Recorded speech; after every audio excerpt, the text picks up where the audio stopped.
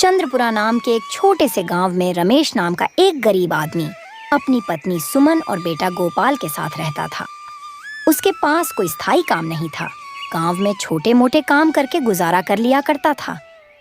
एक दिन घर में अनाज खत्म हो गया।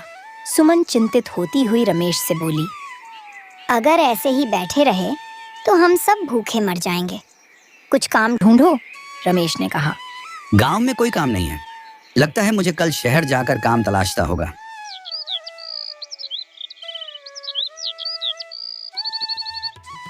अगले दिन रमेश कैलाश नगर जाता है और पूरे दिन भटकता हुआ काम की तलाश करता है, लेकिन उसे काम नहीं मिलता।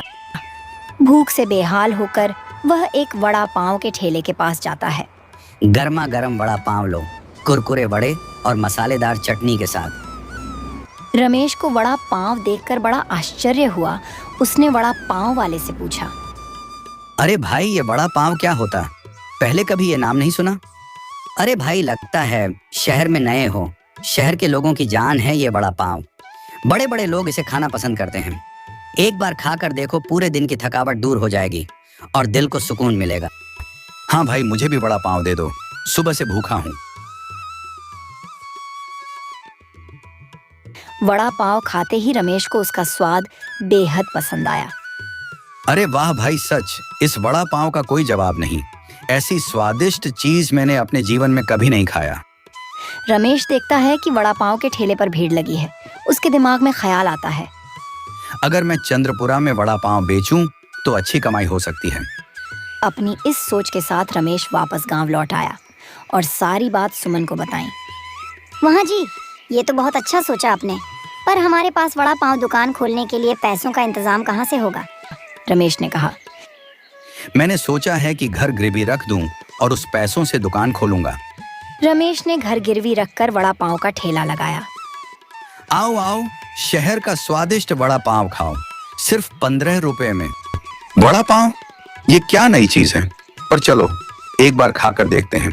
पहले दिन से ही उसके ठेले पर भीड़ होने लगा था। सबको वड़ा पाव बेहद पसंद आया। अरे ये तो जबरदस्त है। दिल करता है कि इसे हर रोज खाऊं, पेट भर जाता है, पर मन नहीं भरता। धीरे धीरे रमेश ने वड़ा पाव बेचकर खूब सारे पैसे कमा लिए, पर अब उसके मन में लालच आ गई और उसने वड़ा पाव की कीमत बढ़ा दी। स्वाद के चलते लोगों को पैसे की बढ़ोतरी से कोई फर्क नहीं पड़ा। कुछ दिन बाद रमेश का लालच और बढ़ता चला गया।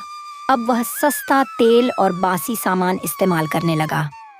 सुमन ने समझाया, ये क्या कर रहे हो? ये गलत है। ऐसा करके आप लोगों की सेहत से खिलवाड़ कर रहे हो। रमेश ने गुस्से में कहा। तुम मुझे मत सिखा क्या करना है क्या नहीं। पैसे कमाने के लिए ये सब करना पड़ता है। कुछ हफ्तों बाद गांव के लोग बीमार पड़ने लगते हैं।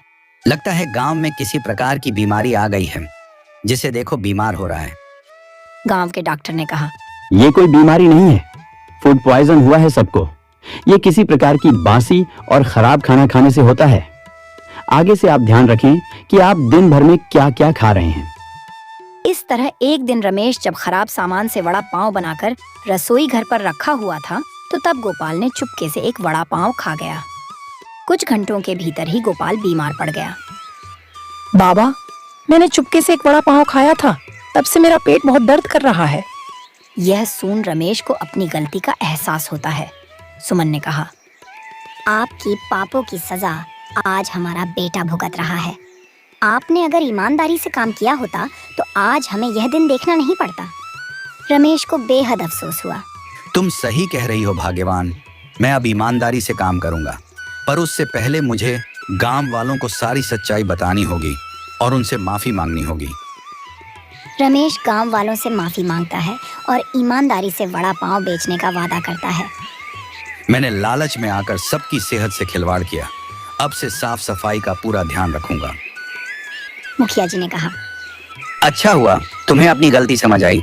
हम तुम्हें माफ करते हैं। कुछ दिनों बाद सभी गांव वाले ठीक हो जाते हैं और रमेश का धंधा फिर से चल निकलता है।